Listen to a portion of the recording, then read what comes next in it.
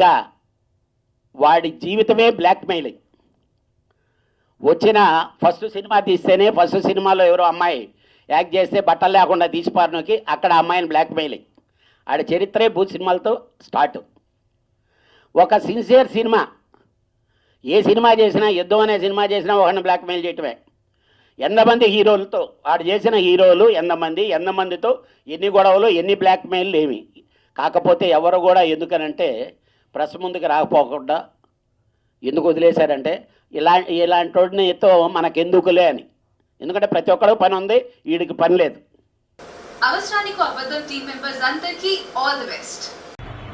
అవసరానికి అబద్ధం నేను ఆడాను ఒకటా. హే అను, నువ్వు ఒకటి అబ్జర్వ్ చేసావా? ఇప్పుడు మన ఇద్దరు 7 అడుగులు వేస్తాం అంటే ఈ క్షణం నుంచి మన ఇద్దరం భార్య భర్తలు.